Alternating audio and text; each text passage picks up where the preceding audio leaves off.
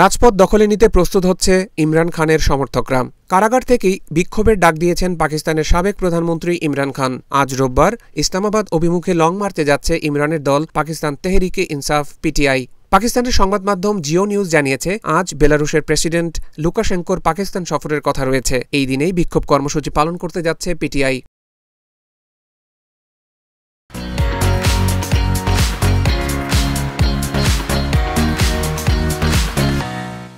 এদিকে পাকিস্তানের স্বরাষ্ট্রমন্ত্রী মহসিন নাকভি বলেছেন, বিশৃঙ্খলা এড়াতে কোনো ধরনের বিক্ষোভ কিংবা অবস্থান ধর্মঘটের অনুমতি দেওয়া হবে না। ইসলামাবাদে 2 মাসের জন্য 5 বা তার বেশি মানুষের সমাবেশ নিষিদ্ধ বা 144 ধারা জারি করা হয়েছে। একই সঙ্গে নিরাপত্তার স্বার্থে কিছু এলাকায় ইন্টারনেট সেবা সাময়িক বন্ধ রাখা হয়েছে বলেও তিনি জানান।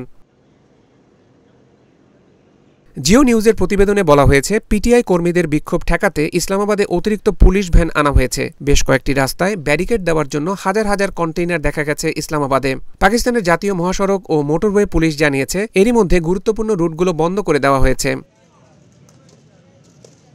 গত 13ই নভেম্বর পাকিস্তানের কারাগার থেকে চূড়ান্ত আন্দোলনের ডাক দেন সাবেক প্রধানমন্ত্রী ইমরান খান। এ সময় দাবি আদায় না হওয়া পর্যন্ত আন্দোলন চলবে বলেও তিনি জানান।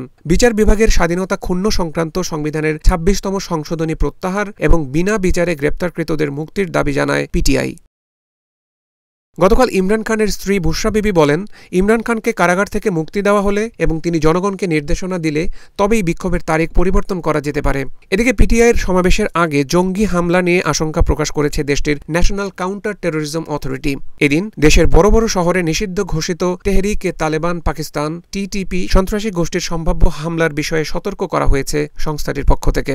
1 বছরেরও বেশি সময় ধরে কারাগারে রয়েছেন ইমরান খান। তার বিরুদ্ধে 150টিরও বেশি ফৌজদারি মামলা রয়েছে। পিটিআইয়ের দাবি, মামলাগুলো রাজনৈতিক উদ্দেশ্য প্রণোদিত।